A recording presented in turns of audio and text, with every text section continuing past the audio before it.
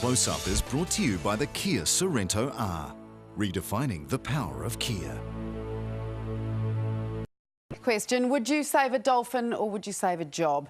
It's where the rubber hits the road and the argument over saving the environment. A point brought home in Taranaki recently when an interim ban on set nets all around the coast was announced and jobs swiftly went. So, take a look at this. Can you tell the difference? One is a Maui's dolphin, the world's smallest and rarest dolphin. Rough guesstimates, maybe 50 adults left. The other is the Hector's dolphin, mainly found in the South Island. There's about 7,000 of them. They can only be told apart by tissue sample testing, and fishermen claim no one's confirmed a Maui's dolphin in Taranaki in about 25 years. But the ban's in, the jobs are gone, so dolphins or local fishermen, both are on the edge of extinction. Here's Hayden Jones.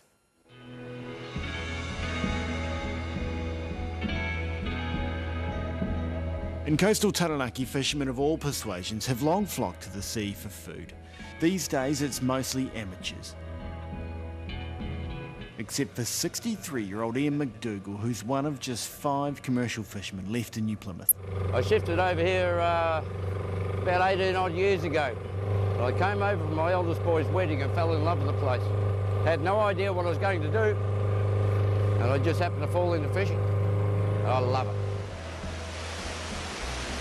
Ian's job is about to get much tougher, with the government recently banning set nets within 2 miles of the Taranaki coast. Yeah, good afternoon. Between 2 and 7 miles, you must have a government observer on board. By losing the 2 mile, is going to lose, I'd say, around about $100,000 of my income. These are interim bans while the government learns more about the Maui's dolphin, but Ian has taken these measures hard because deep down, he knows he may have inadvertently caused them. Nobody will ever know just how I felt. It was gut-wrenching. 5 months ago, his nets caught a dolphin. Either a Hector's or a Maui's, no one knows, because Ian reported it to Doc and disposed of the dolphin, as he's supposed to do. But he knew having a protected species in his net would be trouble. Several months later, the environmentalists were marching on Parliament. The ban was put in place, and Ian was feeling guilty and angry. But Ian McDougall is the guy that has absolutely destroyed our fishing careers because he reported a Maui's dolphin, a Hector's dolphin. We've told them time after time, we don't see them. We are positive. And what's the minister doing? Oh, I'm uncertain, so I think I'll shut it down. And you. There is, of course, one giant intangible in all of this debate between the greenies and Doc and the government and the fishermen, of course. And that big intangible is, well, it's the sea. It's so big and vast and immeasurable. No one knows how many Maui dolphins are out there. Are there 5 or 10? And most importantly, no one knows where they are and how they're dying. Ocean Pearl Fisheries is the first to cut jobs in anticipation of the ban. The owner's Rob Ainsley. He declined an interview.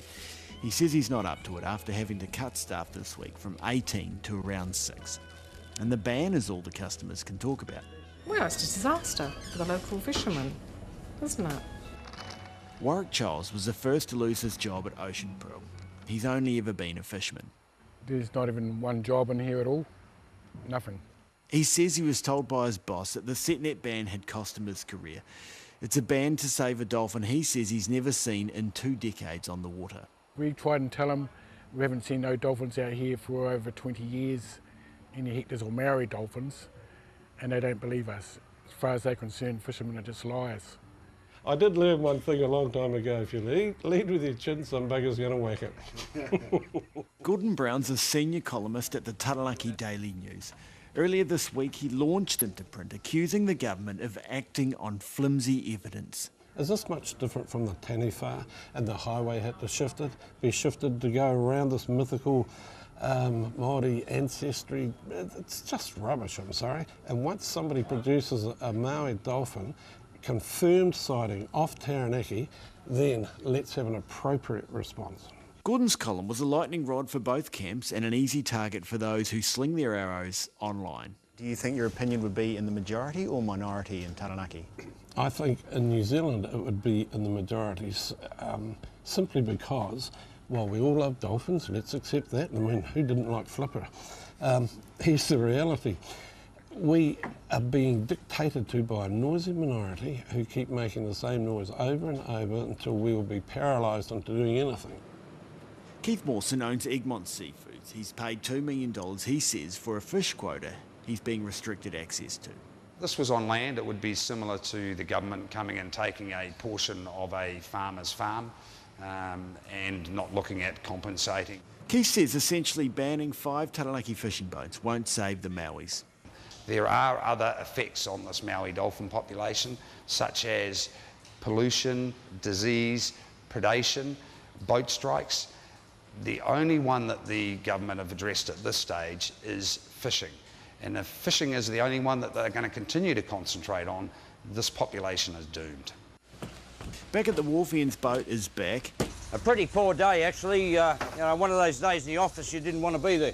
But with the set net ban coming into force in a few weeks, Don't drop it. Ian is getting what he can while he can. That is our prime target species for the whole winter, and we're catching the majority of it inside the 2 nautical mile at the moment. Ian says part of fishing is sometimes just surviving against the elements. Feel a little bit like the Maui dolphin? Almost extinct? Yeah. Yes. Yeah. Well, the fishermen aren't pulling their punches. What do the wildlife experts have to say? Joining me now is Rebecca Bird, Marine Program Manager from the World Wildlife Fund. Thanks for joining us, Rebecca. When you were on the program in March, you were calling for much stronger measures than this. Have you got them? Are you happy with this? We're basically pleased that the government has taken some measures to actually protect our really critically endangered, the world's rarest dolphin and smallest dolphin. But, you know, this is just such a missed opportunity from our perspective for the government. Sense? These dolphins, we have 55 adults left. We have one opportunity. This is the tipping point for these dolphins. So you'd like to see more done? We basically have said to the government that they need to do everything they possibly can to protect these dolphins, and that includes what these fishermen are saying, that we need to be looking at addressing all of the threats to the dolphins. So pollution and boat strikes, but your focus has been on these fishermen. We know absolutely, our focus has been on the key threat to these dolphins, which is fishing. So fishing with nets in the range where Maui's range is just not ideal. We cannot have these 2 industries at the moment coexisting. Gill netting and dolphins do not mix.